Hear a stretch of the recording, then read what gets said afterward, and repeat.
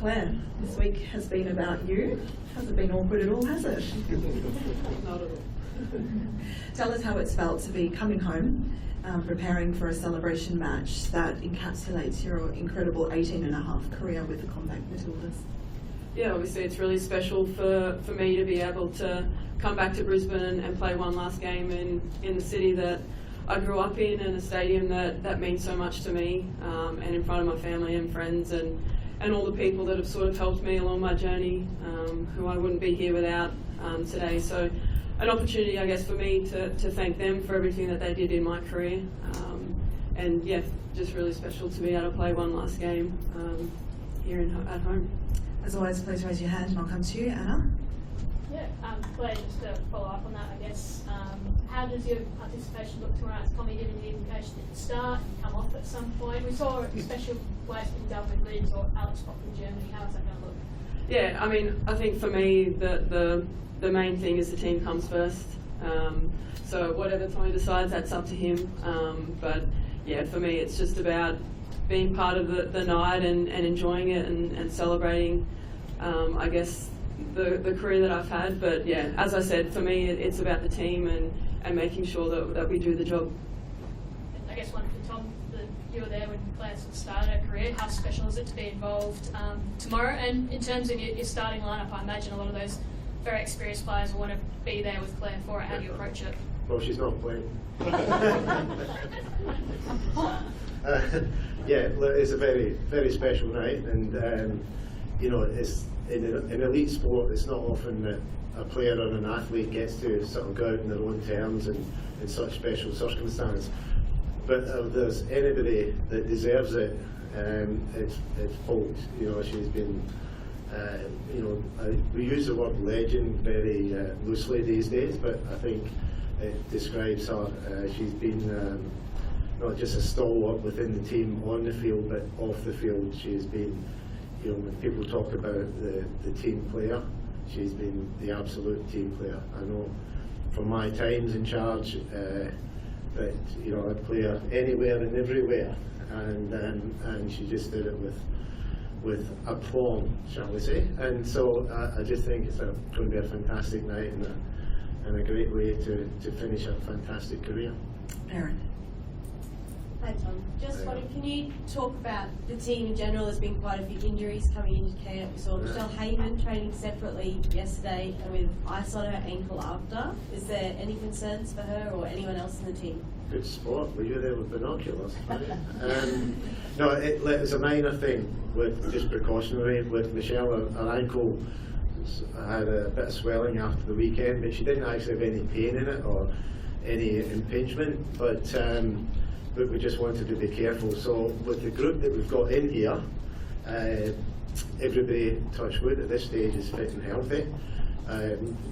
Unfortunately, leading into the camp, I think we've had 7 players for a variety of reasons that have been unavailable, so that's been a little bit challenging, but other than that, everybody's fit and healthy. And Claire, obviously you've also announced you're retiring from domestic football as well. Has it sunk in that this series could potentially be your last games? Yeah, I don't think it'll quite hit me until after. But yeah, I think just the focus for me the next week or so is just to enjoy the last few games, and yeah, I'm really excited about my next chapter. But yeah, as I said, the focus is just in enjoying the last little bit and soaking it all up. Jessica. Claire, I hear I've been chatting to some of the friends, family and things like that. I won't let you in on some of those conversations, but I hear you know, you've got your plans post-football and maybe coaching's on the cards. You haven't spoken to FA about the vacant coaching position of the Matildas at all? Or? No, but it definitely is something that I would love to pursue in the future, is coaching and just staying in the game. And you know, football's given me so much in my life, and I think it's really important for me that I'm able to give back and continue to help the game grow and help the players grow, and hopefully pass on a little bit of my experience and knowledge to the next players coming forward. So it's definitely something that I want to continue with, yeah. And just on that, there's, you know, 167 caps, as Anne mentioned. the most capped player in Football Australian history, and we won't know if that's ever going to be eclipsed. Perhaps it will, perhaps it won't, but the memories, you'd have lots of them, moments, you'd have lots of them, but what will you kind of take with you as the thing that perhaps is the most special? Is it that, and is it that journey from your debut of it? I think your match was never even televised back then, to then having 40,000 here tomorrow night in the farewell. Is that what you'll hold greatest when you step off the pitch for the final time in the next couple of weeks? Yeah, there's a few things in my career that I'm most proud of, but just on the record, I think it's definitely going to be eclipsed, and probably sooner than we think. I think there's going to be a number of players that will play many more games than that, and I think it's just a testament to the growth of the game that we're playing more international games, and it's going to be really exciting to see how this team continues to grow. But in terms of things that I'm probably most proud of is seeing the growth of the game and being part of a team that has had such a positive impact on Australian football. And but I think the thing I'll miss the most is definitely the relationships within, I guess, the team, and it's the people along the way that sort of make everything worthwhile and the journey so special. So I think those are the things that I'm going to miss the most. Tracy and then Jack. Claire, I know that you people only start to think about these things when the end is nigh, and when you run out onto the pitch, it's a very different feeling to all of those times that came before. Have you already gone through in your own mind what you'll be looking to soak up as part of that memory, and what kind of work you've done to think about how you do transition out of a team that has become so much a part of your life? Yeah, I think for me, I think a lot of my focus will probably be on the game itself. Obviously, it's another opportunity to represent your country, and playing a team like Brazil, like it's not every day you get to play such a footballing nation like Brazil. So they're always tough, challenging games for us, and games that we look forward to. So part of me will just be focused on the game and making sure I prepare as usual. But also on the other side of that, I think just taking it in as much as I can, and just savouring each moment out there. As a follow-up, what can you tell us about what Tom has brought to the side as the temporary standing fill-in guy? And then Tom, you've been through this so many times before with players. You've seen come and go, you've seen their whole career, you've come back a couple of times. What would your advice be to Claire in handling the next phase of her life? It's amazing to have Tommy back. It's where my career started, with Tommy in charge, and so it's really special that he's here at the end as well. But I think he's brought a lot back to this team, and we've obviously with the Germany result was something that we're already really proud of as a team, and just the type of environment that he allows the players to, I guess, be creative and be themselves, and that's something that we've really relished. She's playing again. Okay.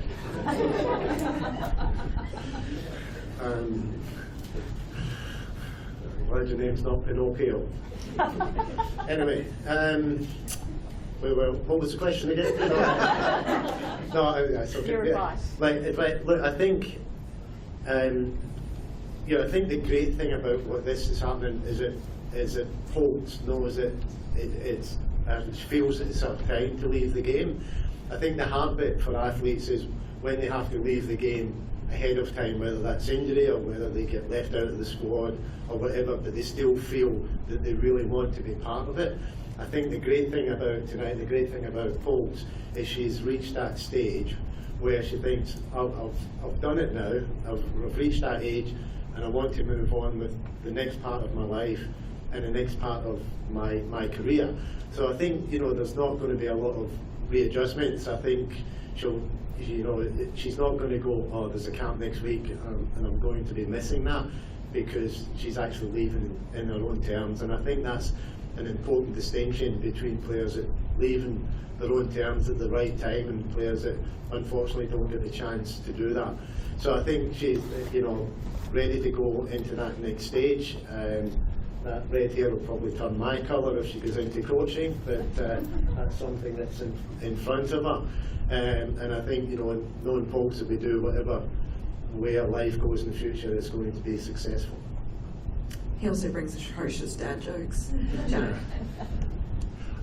Claire, when people retire, usually they have a look at their superannuation balance to see whether they can last till they till their last breath. But obviously, you're still, right in the middle of your life and working life. How has it been for you, as someone who's played through the Matildas in this big period of boom, and deciding to retire now? And financially, how are you compared to maybe someone who is 10 years younger?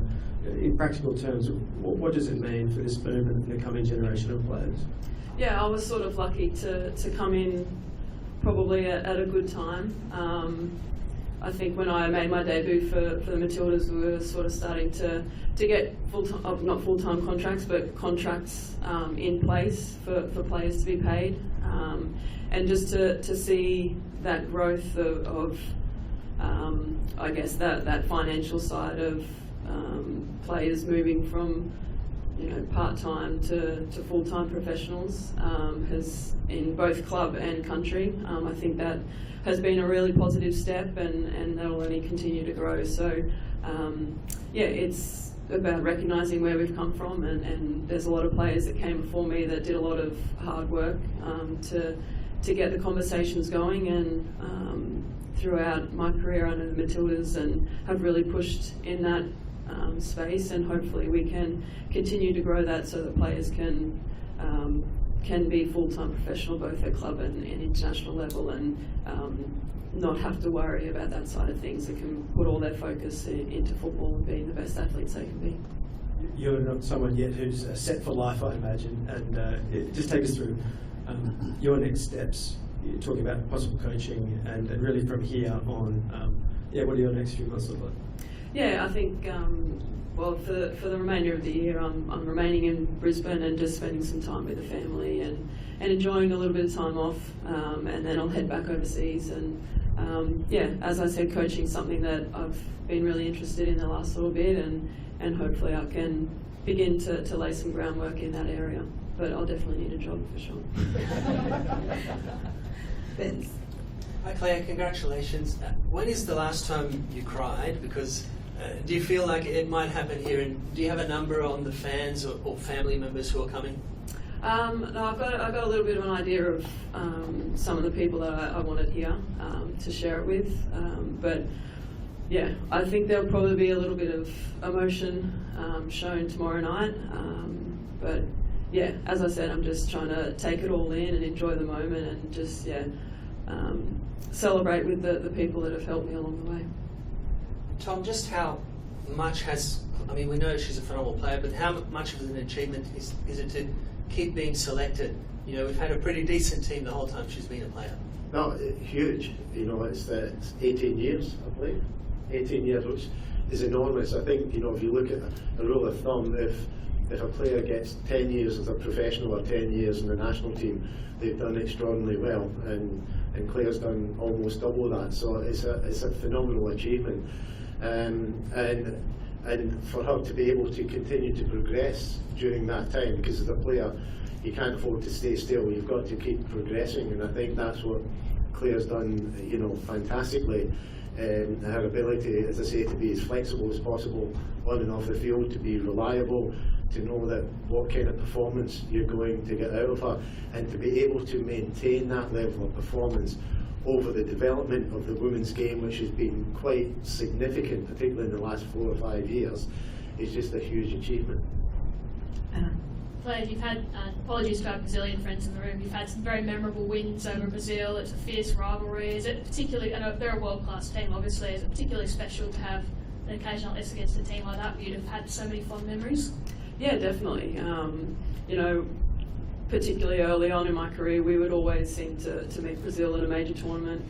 They've knocked us out, we've knocked them out. So definitely got a really strong rivalry there. But I know, every time you play Brazil, you're going to get a tough, physical, challenging game, and I know all the team's excited to get out there and play Brazil, and on top of that, they've got amazing fans as well, who really bring a great atmosphere to the stadium. So hopefully there's a few of them tomorrow night as well to help bring the energy, and so really looking forward to playing a team like Brazil.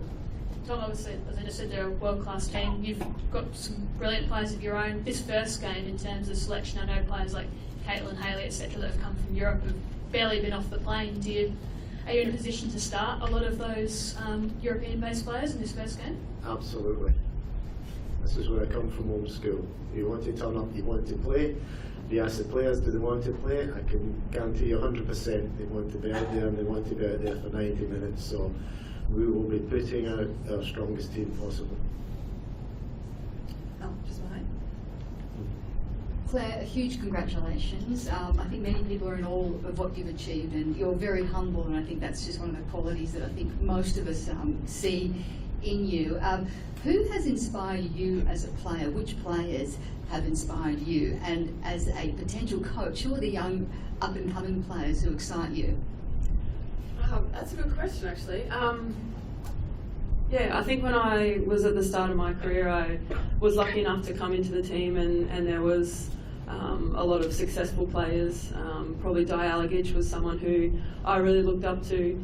Cheryl Salisbury, Kate McShay, Ish Ferguson, all these sort of players who had been really successful at the international level and been in the game and in the Matildas for a while. So to have them sort of nurture me as a young player was something that I'm really thankful for, and to get the opportunity to play with them and was something I'm really proud of. And I mean, over the years I've played with a lot of amazing players that have really inspired me to be better, and so I mean, it's hard to name a few players, but it's definitely been a highlight to be able to share the field with a lot of these great players that we've produced in Australia. And Tom, what about it yourself? Who are the young players who are starting to excite yourself? It's always hard to name names. I mean, obviously, Kyra Cooney-Cross and Mary Fowler are two that have burst onto the scene of late, and so they're probably the two that stand out and who have, over recent times, really become established players in the senior team. I think it's a great question, because I think that's something that we need to do a little bit better moving forward, is actually start to expose and to look at some of the younger local domestic players and put them in an international environment and see which ones push through. Doing that tonight. Got time for 3 final questions, Jacob. You look at where the team is now compared to previous years in the start of your career, Claire. How confident are you that you're leaving the team in good hands with some of the players that are coming through? Yeah, I think the team's in a really, really good spot. We've got players playing in the best leagues around the world, playing in Champions League, and playing top level football week in, week out, and I think that's definitely something that we're going to reap the rewards of as a national team, having players playing in big games constantly, getting that experience on the biggest stage, and then being able to transfer that experience into the national team. So really satisfied with I guess stepping away at this point, and they're definitely in safe hands, and I'm just really excited to see how the team continues to progress. Marco, and then we'll stop where we started with Anna. Claire, how you going? Well done on a career. We've seen a couple of players now. You're the next one who's going to, finish up in this, and the core of the team's been together for so long. Do you think we'll see some more maybe leave the next year, or do you think that they'll hang around until after the Asia Cup? And how tough will that be for you, watching that, knowing that you've been in every major tournament for so long? I think you sort of base yourself around a 4-year cycle, and the Asian Cup is the next major tournament. So I think I'd be pretty confident in saying most of the team would, if not all of them, would hang around for that. Not hang around, but they would be involved in that tournament. And then, yeah, obviously from there it's World Cup and Olympics. So there's a lot of exciting tournaments to prepare for, and I know that there's a lot of motivation within the group to continue to push towards the results that we want as a national team. And for you to be, to be in the stands watching that, how do you think that you'll feel? I think I'll feel pretty good. I'll definitely be watching and really excited, as I said, to see how the team performs, and I'll be sitting in the stands or watching on TV. So I'll be pretty comfortable with that. And finally, Anna. Tom, and just a brief follow-up afterwards on Claire. Tom, we've seen a couple of players step away from this camp, at least in Mary and Courtney. You've got players like Claire who've had such great longevity. How important was it to, I guess, listen to these players with their mental and physical health to step away when they need and ensure that they're going to be, in a really good position for another big cycle to come? Look, it's important. I think the reality is that if you feel you're not in a place to turn up and play and be ready to play, whether that's physically or mentally, it's important to make those decisions. And for us as an organisation, it's important to keep supporting those players and to make sure that they come back fit and healthy and ready to play, and hopefully have real long careers ahead of them. And just Claire, they haven't tried to talk you into the statue one more time? No. I think That's done, what she isn't it? thinks.